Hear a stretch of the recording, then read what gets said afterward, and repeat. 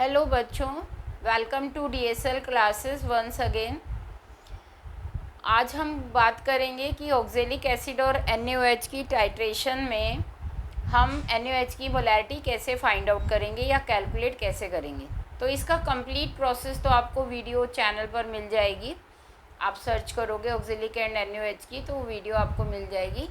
वहाँ आप प्रोसीजर देख सकते हो कि हम NaOH की मोलैरिटी का पूरा मेथड क्या है कैलकुलेट करने का, उसे ब्यूरेट में किसे लेते हैं और पिपेट आउट किसे करते हैं, वो प्रोसीजर आप वहाँ से देख सकते हो।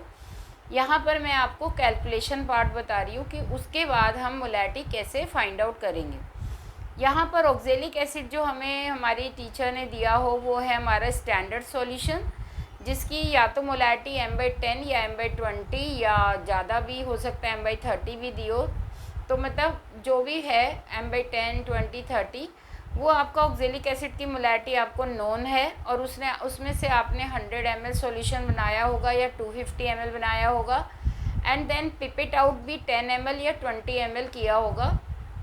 अकॉर्डिंग टू दैट आप कैलकुलेशन करोगे। किसी लैब में 10 ml का पिपेट होता है और कहीं पर 20 ml होता है, तो उसी के अकॉर्डिंग आप वैल्यूज़ प्लेस कर दोगे। दूसरा सॉल्यूशन हमारा NaOH का है। NaOH जो है वो एक अननोन सॉल्यूशन है जिसका हमें मोलैरिटी फाइंड आउट करनी है, स्ट्रेंथ फाइंड आउट करनी है। तो हम आज इसकी कैलकुलेशन देखेंगे कैसे करेंगे।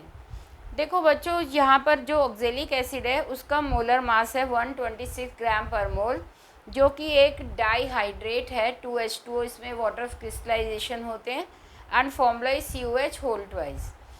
On the other hand NaOH जो हमें मिला था उसका मोलर मास है 40 ग्राम पर मोल। निकालना आपको आता होगा मोलर मास कैसे कैलकुलेट किया जाता है। NaOH की रिएक्शन जब हमने ऑक्जेलिक एसिड के साथ की टाइट्रेशन में, तो यहाँ पर बना sodium oxalate and water molecule as a side product. आप देख रहे हो यहाँ पर COH होल ट्वाइस है, तो 2 H जो रिप्लेस हुए हैं वो 2 सोडियम को ले रहे हैं अपने साथ, इसीलिए यहाँ CONa होल ट्वाइस लगा। और हमारा जो कंजप्शन है NaOH का वो 2 मोल्स का हो रहा है 1 मोल ऑक्जेलिक एसिड के लिए। अब इसके अकॉर्डिंग यहाँ पर मोलैरिटी इक्वेशन हम यहाँ पर रखेंगे for the calculation of molarity, और हमारी मोलैरिटी इक्वेशन होती है M1V1 = M2V2। यहाँ पर मैं M2V2 जो वैल्यू मान रही हूँ वो NaOH के लिए मान रही हूँ, और M1V1 मैंने ऑक्जेलिक एसिड के लिए सपोज किया है। आप कुछ भी कर सकते हैं, कोई भी चीज़, इधर आप ऑक्जेलिक एसिड और इधर NaOH भी रख सकते हो, बट ध्यान रखना है कि ऑक्जेलिक एसिड का जहाँ भी वैल्यू रखोगे M1V1 उसे आप 2 टाइम्स कर दोगे यहाँ पर कैलकुलेशन में, and that will be equal to M2V2। अब ऐसा मैंने क्यों किया, क्योंकि NaOH के 2 मोल्स लग रहे थे और उसे या तो आप यहाँ पर 1/2 लिखिए तो वो 1 मोल के लिए कैलकुलेशन हो जाएगी, या फिर आप ऑक्जेलिक एसिड के जो इक्वेशन है M1V1 उसे 2 मोल्स के अकॉर्डिंग कर लीजिए, then that will be equal to the number of moles of M2V2 which is NaOH। तो यहाँ पर नंबर ऑफ मोल्स इक्वलाइज्ड होने चाहिए, इट शुड बी। तो यहाँ ध्यान रखना है कि NaOH वाला पार्ट या तो 1/2 लिखेंगे आप, या फिर ऑक्जेलिक एसिड की साइड जो है आप 2 मोल से मल्टीप्लाई करेंगे, सो दैट ये इक्वलिटी नंबर ऑफ मोल्स के अकॉर्डिंग इक्वल हो जाए। अब बस इसके बाद आपको क्या करना है, वैल्यूज़ रखनी है। तो 2 मल्टीप्लाइड बाई मोलैरिटी, यदि आपको टीचर ने M/10 या M/20 दिए तो वो रखेंगे। सपोज़ मैंने 1/20 दिए तो 1/20 रख दिया मैंने molarity of the oxalic acid. And volume, क्योंकि मैं हर बार 10 ml का पिपेट यूज़ कर रही हूँ तो हम यहाँ पर 10 लेने वाले हैं। यदि आपके यहाँ पिपेट 20 ml का हो तो आप यहाँ पर 20 रखेंगे, या फिर टीचर ने 1/20 की जगह 1/10 या 1/30 दिया है तो आप वहाँ पर ये वैल्यू भी चेंज करेंगे अकॉर्डिंग टू योर टीचर। आपने को जो भी दिया गया उसके अकॉर्डिंग आप चेंज कर लीजिएगा। यहाँ पर M2 जो है वो NaOH का मुझे फाइंड आउट करना है, तो मैंने M2 लिख दिया।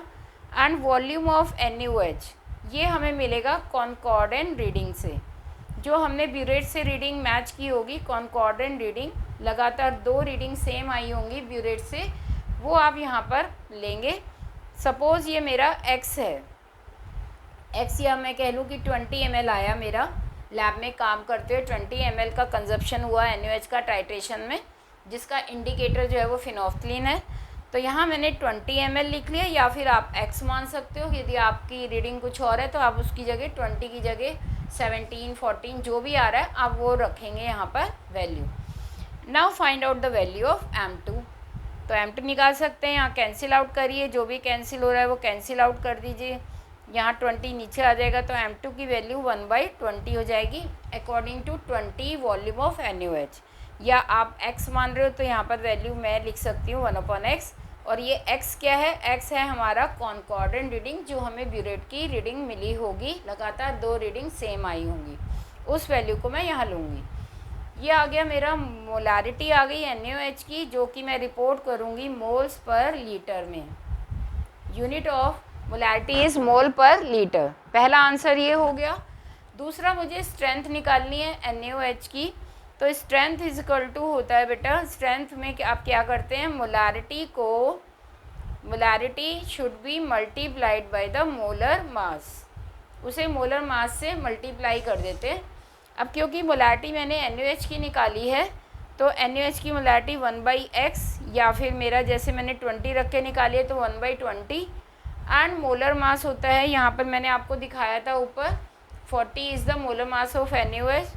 तो यहाँ 40 रख लेंगे एंड देन इसे कैलकुलेट कर लेंगे, और इसकी वैल्यू को आप रिपोर्ट करोगे ग्राम्स पर लीटर में। This should be reported in the gram per litre. हमेशा ध्यान रखिए जो भी आप वैल्यू लिख रहे हो वो आपका कैलकुलेटेड पूरा पॉइंट्स के 2 प्लेस तक एक्यूरेट हो, एंड सेकेंड उसकी यूनिट आप बिल्कुल ठीक लिखें, then you will get the full marks for that calculation. So ये था मेरा कैलकुलेशन का पार्ट, जिसमें मैंने आपको बताया कि how can we calculate the molarity of NaOH in the titration of oxalic acid with NaOH।